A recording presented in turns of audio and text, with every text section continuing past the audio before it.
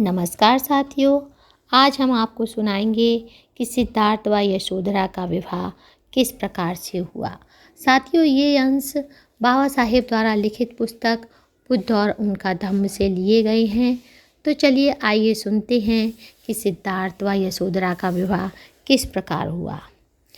साथियों, दंडपाणि नाम के एक राजा थे। उनकी पुत्री का नाम यशोधरा था, जो बहुत ही सुंदर कन्या थी। जब यशोधरा 16 वर्ष की हुई तो उनके पिता को उनके स्वयंवर की चिंता हुई। एक दिन उन्होंने अपने सभी पड़ोसी राजाओं को अपनी पुत्री के स्वयंवर में सम्मिलित होने का निमंत्रण भेजा। उसमें सिद्धार्थ गौतम के नाम का भी निमंत्रण भेजा। सिद्धार्थ गौतम का भी 16वां वर्ष पूरा हो चुका था। उनके माता पिता भी उनकी शादी के लिए वैसे ही इच्छुक थे। उन्होंने सिद्धार्थ को स्वयंवर में जाने को कहा और यशोधरा का पाणी ग्रहण करने के लिए कहा। सिद्धार्थ ने अपने माता पिता की इच्छा पूरी करना स्वीकार किया। वह स्वयंवर में गए। तरुणों में से यशोधरा ने सिद्धार्थ गौतम को ही चुना। इस निर्णय से यशोधरा के माता पिता खुश नहीं थे, क्योंकि उनको उन दोनों के दाम्पत्य जीवन की सफलता में संदेह था।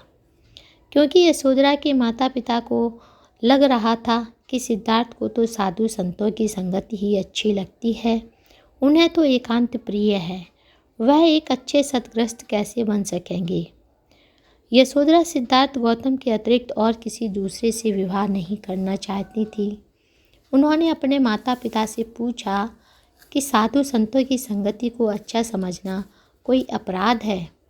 जब यशोधरा की माँ को यह पता चलता है कि यशोधरा सिद्धार्थ गौतम के अतिरिक्त किसी से और विवाह नहीं करना चाहती हैं, तो उन्होंने अपने पति राजा दंडपाणि को समझाया। तब दंडपाणि भी राजी हो गए।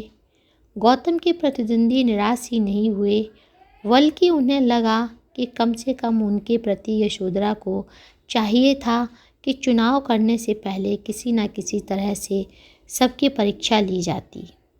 कुछ समय तो वह चुप रहे। उनका एक विश्वास था कि दंडपाणि तो यशोधरा को गौतम का चुनाव ही नहीं करने देंगे। उनका उद्देश्य तो यूं ही पूरा हो जाएगा। लेकिन जब उन्होंने देखा कि दंडपाणि असफल रहे, तो उन्होंने हिम्मत से काम लिया और इस बात की मांग की कि लक्ष्य भेद की एक परीक्षा होनी चाहिए। दंडपाणि को यह बात स्वीकार करनी पड़ी। सबसे पहले तो सिद्धार्थ इस बात के लिए तैयार ही नहीं थे, लेकिन उनके सारथी छंदक ने उन्हें समझाया कि यदि वह अस्वीकार करेंगे तो उनके लिए यह लज्जा की बात होगी। सिद्धार्थ गौतम के मन पर इस बात का बड़ा ही गहरा प्रभाव पड़ा। उन्होंने उस परीक्षण में सम्मिलित होना स्वीकार किया। परीक्षण आरंभ हुआ। प्रत्येक प्रतिद्वंदी ने अपना अपना कौशल दिखाया। सबके अंत में गौतम की बारी थी, किंतु उन्हीं का लक्ष्य वेद सर्वश्रेष्ठ सिद्ध हुआ। इसके बाद दोनों का विवाह हुआ। शुद्धोधन और दंडपाणि को बड़ी प्रसन्नता थी। इसी प्रकार यशोधरा और महाप्रजापति भी बड़ी प्रसन्न थीं।